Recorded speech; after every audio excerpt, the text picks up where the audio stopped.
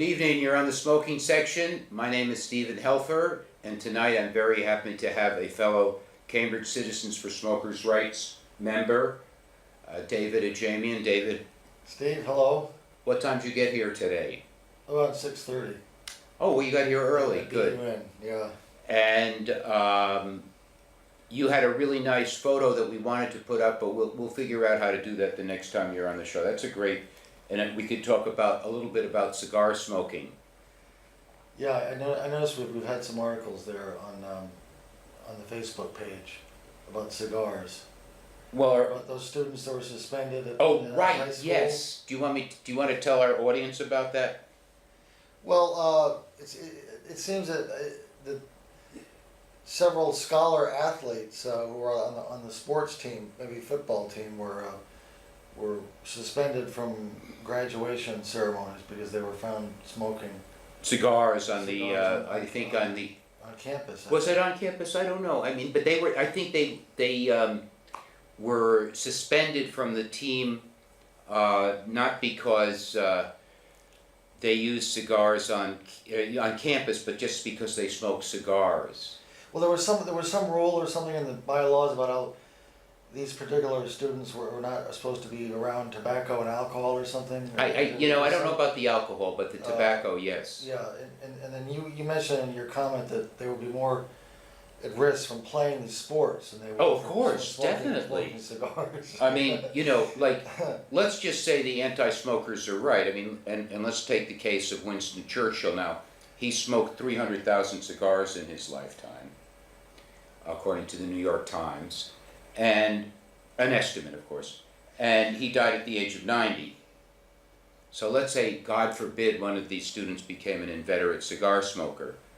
You know, if the anti-smokers are right, he might be at risk for certain diseases, but it would be at the age of 80 or 90 or 70.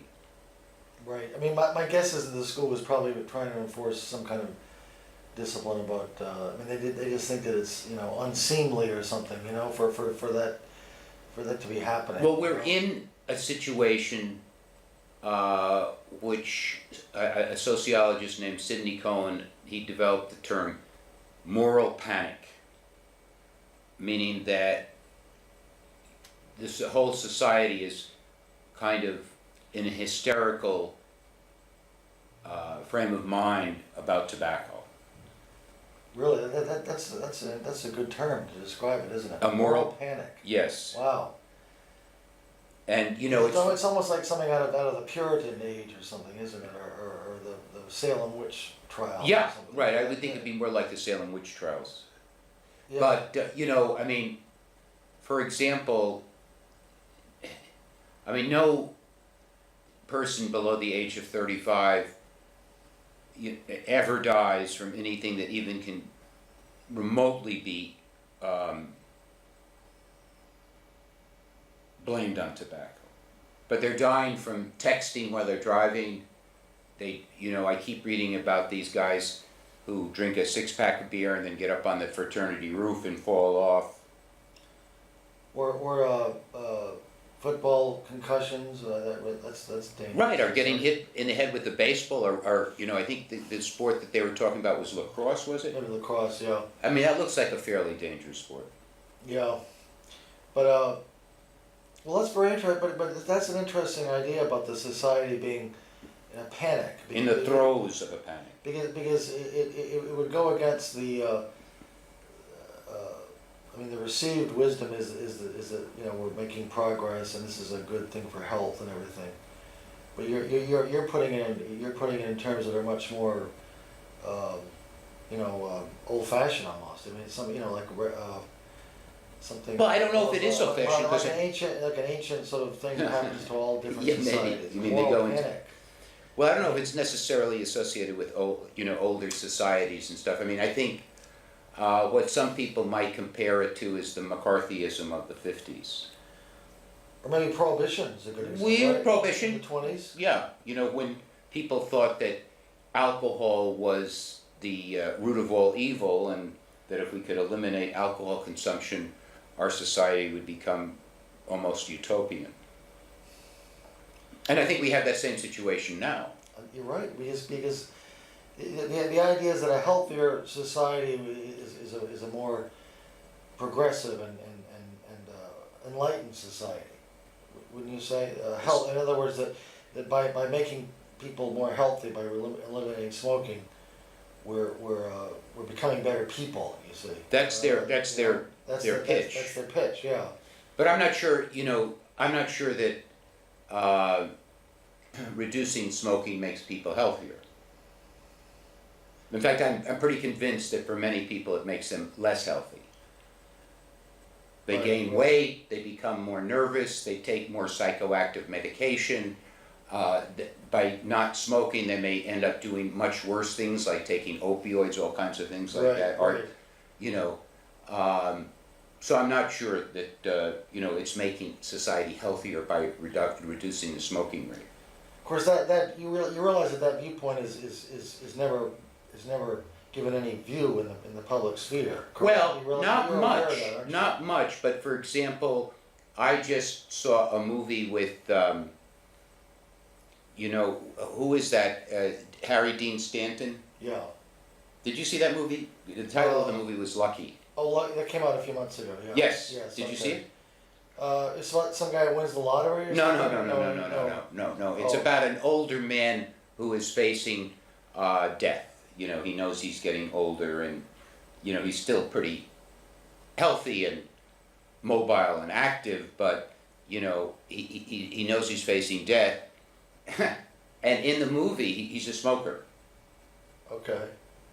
And he goes to his doctor, and his doctor says to him, don't tell anybody I said this, and I probably shouldn't say it, but I don't think you should quit smoking. Not that Harry Dean Stanton, not that the character was thinking of quitting smoking, but the doctor, for example, if you take people who have smoked for 50 years or so, and their metabolism and especially their metabolism is based on smoking, which keeps their weight down, and they stop smoking, and at the age of 60 or 70 they gain 30 or 40 pounds, that can be really, really hard on the whole organism. That's a verified medical fact that smoking keeps your weight down? Oh yeah. Do you know what the science is behind that? The Does science. it reduce your appetite or something? Yeah. Well, the science is it speeds your metabolism and decreases your appetite, especially for sweeter foods. It's interesting. Smoking marijuana, they say, increases your appetite, doesn't it? Well, yeah, they do, because they say, for example, for AIDS, it's very helpful to people who suffer from the wasting away effects that AIDS. But again, you're right. That was in a movie, of course, that the doctor said that. Right, but it was pretty astounding for me to see. You wouldn't find any doctor in the society saying that. I don't know if you wouldn't find any doctor, but the one problem with that is that now. He had to close up his shop. Well, not necessarily, but if you were reported, I don't know. I'm not so sure about that. I mean, actually, there's a doctor with a website. His name is Mercola. I think his name is Mercola. Mm-hmm. And he's a medical doctor. He is. He's pretty certainly. He certainly. I don't know if he would go so far as to say what I just said, but he certainly is against. He certainly doesn't believe in the prevailing. Like he says, for example, eating French fries is worse than smoking. Let's say things like that. Much worse. Dr. Mercola. Mercola, Mercola. I mean, he's what you might call an alternative medical poison. Well, as part of your efforts to increase the CCSR visibility. Yes. I mean, have you ever thought about trying to find out who and, in other words, how would you get a hold of Dr. Mercola? No, well, maybe him or other reputable medical or scientific professionals who would give more exposure to your. Oh, I know. Yeah, I don't. I'm not sure. Well, I mean, I think Michael Siegel at Boston University is certainly sympathetic to Cambridge Citizens for Smokers' Rights. I think at one time on his blog he put a link to our site. Is he the fellow that you and I tried to go see one No, day that down was, at the that was medical somebody center? else. Okay, all right. I Michael can't remember that Siegel. man's name. I think he was a professor or a doctor at the BU Medical, at the Boston Medical He was Center. with Boston University also, Yeah, but it didn't work out very well. yeah. But Siegel is, I haven't seen Siegel in a long time, and I haven't been to his blog in a long time, but he is, you know, certainly certainly he's very sympathetic to the view that anti-smokers vastly exaggerate, or to some degree exaggerate, all of the harms associated, mosely in his view with like secondhand smoke and fourth-hand smoke and third-hand smoke. Right. I mean the statistics. I mean, you've told me that the statistics about people, the number of deaths from smoking is that figure can be really torn apart. Oh, right? it's I mean, it's I an don't know absurd whether figure. It's something like several thousand. 480,000 people die each year in the United States. 480,000. This is the claim. That's the claim. From the FDA or whoever. No, it's from the CDC. CDC. Yeah. I mean, That's an enormous it's number. from the CDC, but even they, they couch this claim. They don't say caused by smoking, they say associated with smoking. Associated with smoking. So for example, essentially what they're saying is if you die and you smoke, it's caused by smoking. I mean, they won't use the word cause, they'll say associated. Okay, well that's bad enough, right? I mean that Right. sounds bad enough. Yeah, well, it sounds pretty bad. Yeah, that figure sounds pretty bad, and it's used a lot. So in other words, all these hundreds of thousands of people who either presumably they're dying of heart attacks or lung cancer. Well, 90% of people in this country die from smoking-related illnesses. Okay, that's interesting. Smoking related, Right. But that's what their illnesses before their smoking related illnesses is what you're saying. Well, they're dying from I mean, cancer, yeah. stroke, and heart disease. Okay. Now, if you're a smoker and you die from any one of those diseases, they're going to say it's caused by smoking. But 90% of non-smokers die from smoking-related illnesses. Okay, so in other words, okay, well so all these 480,000 people are they did they even say how much they smoke, or are they heavy smokers, or I mean that's Oh, it's all just. those numbers should be investigated. Well, they have been investigated. Really? Yeah, but I mean, the anti-smokers will say, what difference does it make if it's 480,000 or 380,000 or 1,000 or 100? It's like someone once told me, actually Michael's son told me, he said, his statistics professor said, never trust statistics that you don't rig yourself. Right, and that's what's happening. Well, and of course, the secondary issue, speaking of the moral panic, besides the health factors, is and I think you've talked about this before, is that people have been conditioned to be irritated by smoke, Yes. regardless of Right. whether they feel that it's damaging and it's a sort of a phobic. Or I guess your point is that having not been exposed to cigarette smoke Right. for so many years, that they literally have become more sensitive to it. That's correct. Whereas, because I mean, somebody could make the point, correct, that, well, if why have smoking in airplanes and in offices the way we used to? Because think of all the people that these people are intruding upon, Yeah, right? right, With their right. own personal Yes. habit. Yes. But That- you would say, well, the reason they're so upset about it is because they're just not used to it. Well, they're not used to it, and in addition to that, there's been so much media attention focused on it. It's like, for example, you can condition people to become less sensitive to things or more sensitive to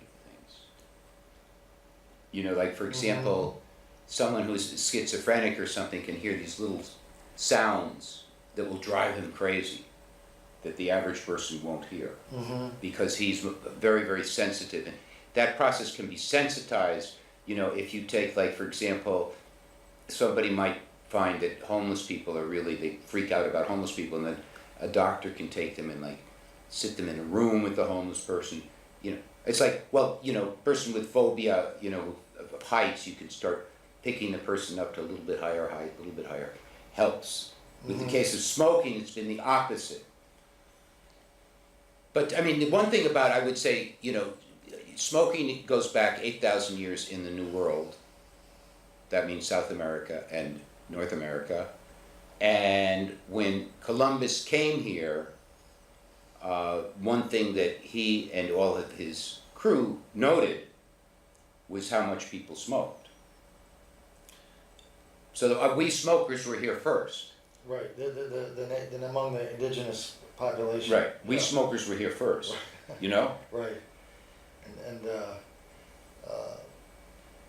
But this idea that I wanted to get back to before I forgot, like what's called acute danger versus non-acute danger. Like for example, people are often worried about teenagers smoking, but this is not an acute danger. I mean, even if you believe everything they say about it, even the most strongest anti-smokers, if they're honest, will say, well, you've got to smoke 40 or 50 years before Right. your risk of certain illnesses pops up. Whereas, for example, a teenager playing football, or even we had a teenager killed who was a cheerleader. They threw her up in the air and missed her when she came down. She died. And parents are so fixated on smoking that they don't see that their children are facing very, very acute dangers, like driving in a car and drinking a six-pack of beer. right, or more marijuana perhaps. Well, I mean, actually, Nora Volkow, who is the director of the National Institute of Drug Abuse, pointed out in the Globe recently that, well, of course, she said that marijuana dumbs you down, according to her, and that, for example, a teenager driving a car under the influence of marijuana is in grave danger. And she herself said, smoking, you may get sick when you're 60 years old, but that's 40 years later, or 45 years later. And she also said that nicotine does not dumb you down, does not do what marijuana. That's what she said, so I don't want to get into an argument about marijuana with my pot-smoking friends. But I think it's pretty apparent that marijuana will impair your driving. Oh yeah, it slows down your... I mean, a lot of people don't want to admit that, but I think it's pretty obvious. Right. So, but I mean, what the difference between acute danger and long-term danger is something that was pointed out by Michael Siegel. Yeah. Like, for example, a kid sitting in a car with his parents smoking, you could say, well, that raises his risk of X, Y, and Z over a 50-year period. A kid being in a car who's unbuckled, that raises his risk of being killed that day a lot. Hmm. Well, it's certainly one of the interesting phenomena of our times that while marijuana is being legalized and Yeah. that smoking is being demonized. Right, that's an interesting thing. Marijuana has a certain cachet, and tobacco has a certain stigma attached to it. Mm. And I don't know why that is, but I guess it has to do with the zeitgeist. Well, I think the main thing is that the proponents of marijuana legalization don't think that it has the same health risks as tobacco. That's true. I've heard that argument. Yeah, right? that's a good And they'll say, argument. well, nobody smokes 20 joints a day, right? Right, and I think that's a reasonable argument. I mean, I could argue with them about other aspects, but if you believe that smoking causes lung cancer and you believe that marijuana could cause lung cancer, most people don't smoke 20 joints a day.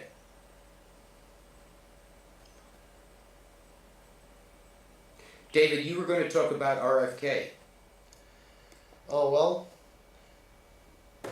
today, June 6th, is the 50th anniversary. Is it today? Of the death of Senator Robert F. Kennedy, Mm-hmm.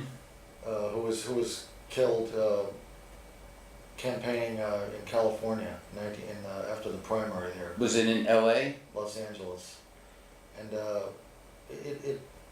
was getting pretty emotional, Today? today because he was someone I really looked up to as a child, and Did you? I feel that there was something about losing him that was very traumatic for the country that would never. More traumatic than losing JFK? Perhaps. Really? I think RFK was more socially conscious than his brother. Mm-hmm. Yeah. And he had grown, maybe he had grown beyond his brother in his empathy for the poor and for Really? for his opposition to war and everything. So it's a sad memory. They had a memorial service at Arlington Cemetery today. Oh, is that right? Huh. The Kennedy family, and so I saw some of that on television. Was it moving? It was. There was the priest made some nice remarks, but I think it also 50 years, right? You look back 50 years and you look at how much turmoil there was in this country, and sometimes it seems as if it hasn't gone away. It's just the same. Well, particularly there was a lot of turmoil in '68. Yeah. '68, yeah. Which is when RFK was killed. Now he was killed Right. after Martin Luther King. Like a month after. Yeah. Wow, that was like heavy. I mean, that the Months. country faced those two assassinations in quick succession. I know. Well, you must have a strong memory. You were older than me. I remember more when. So let me just think. I remember. I'm trying to think. I remember more when Martin Luther King was assassinated. That Mhm. seemed to have a bigger impact on my life, or impact. It seemed that I was more aware of that. You would have been what, 20 and 21? I would have been 21 approximately. in '68. But I would have been 21 as of July 21st, 68. Okay. Well, you were probably out in California or something, weren't you, at that time? No, I was here in Beantown. You were back? Okay. I was here in Beantown. Well, I wasn't really back. I mean, I had come to Beantown in probably the summer of '67, and I left for Japan in November '68. Wow. So I guess July '66. Oh, geez, it's so very confusing. Putting time in. Well, I was going to, You do Smoker of the Week? yeah. Okay. We recognize- RFK's older brother, He's a good one. and he. Have I ever told you the story that is, that Pierre Salinger swears to, and I saw him say it on YouTube, that on the night before JFK signed the Cuban embargo, he asked his press secretary, who was Pierre Salinger, and he said, "Go out and get me 1,000 Cuban cigars." Like 1,000 Cuban cigars sounds like a lot of cigars, but I think, you go to any cigar shop in those days, and there were tobacco shops all over Washington in whatever year that was. So he wanted to get a stash, huh, before. Before he signed the embargo. Was that before the Cuban Missile Crisis? Was that like early in his administration, or No, I would assume it was after. I don't know, frankly. Yeah. Well, I mean, he died in November '63, so we know it's November 22, 1963, so it was before November 22, 1963. No, because I would have thought there would have been an embargo already when he came into office, because the revolution had already happened. No.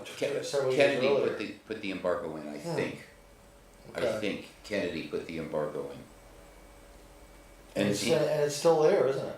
I guess so. I mean, Barack Obama was, talking about removing it, but evidently that whether or not that's going to happen, we don't know. I think President Trump has reversed all those initiatives that Obama made toward Cuba. I guess so. I guess it's happened, but certainly it hasn't gotten a lot of news. Not a lot of news coverage. I mean, Well, I was in Miami in March, and I think I was told that I wouldn't be able to get a Cuban cigar.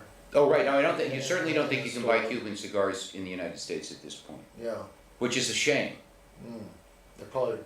It's a crying shame. Because Cuban cigars are supposed to be really the best. Right.